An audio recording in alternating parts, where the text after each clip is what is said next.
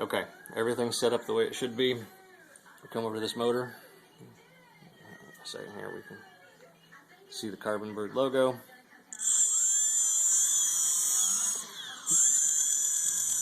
Hear it? Here's Stutter.